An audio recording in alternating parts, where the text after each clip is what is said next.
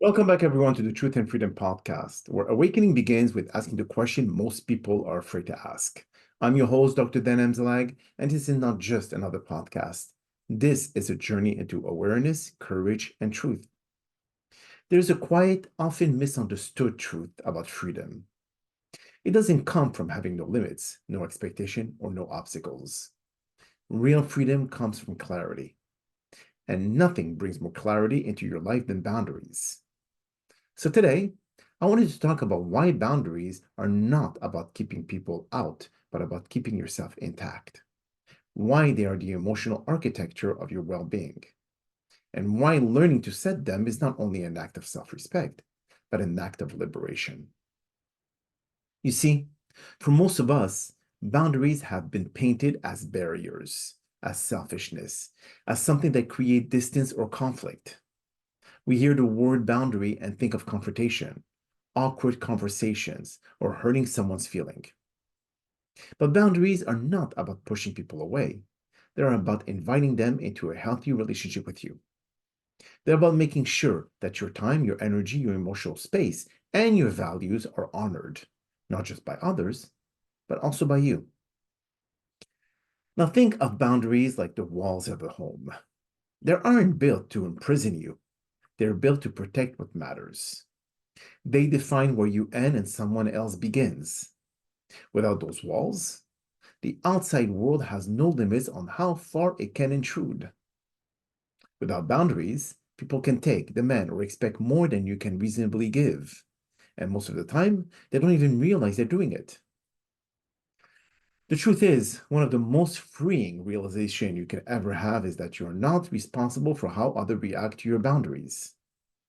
You are only responsible for communicating them with clarity and respect.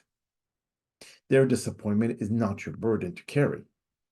Their frustration is not a sign that you did something wrong. It's actually a sign that they benefited from your lack of boundaries in the past. And that is often the hardest part. Understanding that the first time you enforce a boundary is also the first time you risk losing someone who only loved you when you made things easy for them. But here's the freedom hidden inside that fear. Any relationship that cannot survive your self respect was never a safe relationship to begin with. Boundaries don't end the right relationships, they strengthen them.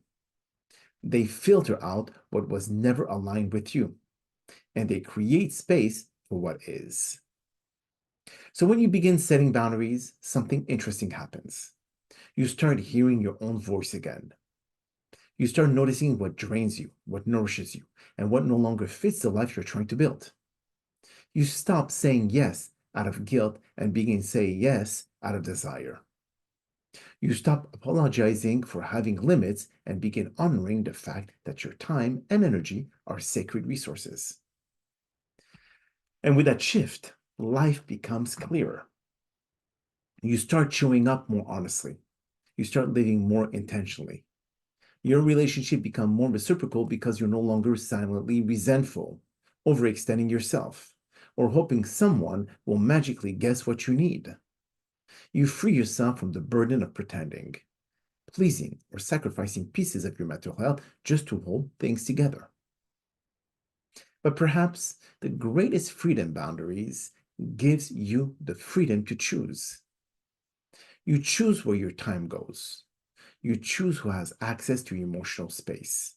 You choose what behavior you will accept, what conversation you will participate in, and what cycles you refuse to repeat. Boundaries don't restrict your life. They protect the quality of it.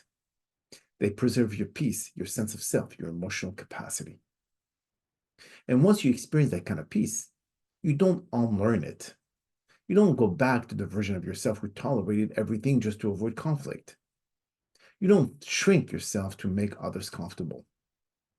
You grow into a person who understands that saying no can be an act of love for yourself and for the relationship. You grow into a person who realizes that freedom isn't about doing everything. It's about doing what aligns with your truth. So today, I want you to see boundaries not as barriers, but as pathways.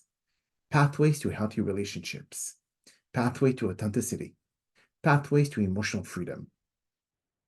Because when you learn to honor your boundaries, you don't just protect yourself, you transform your entire life from the inside out. So I'd like to thank you all for joining me on today's episode. Also, on the episode 6, we'll explore the topic of when the mind lies, overcoming negative thinking, ongoing doubt, and imposter syndrome.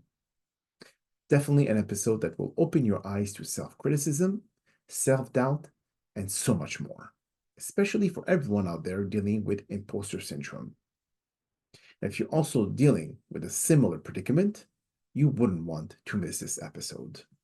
Until then, my friend, stay awake, stay grounded, and stay free.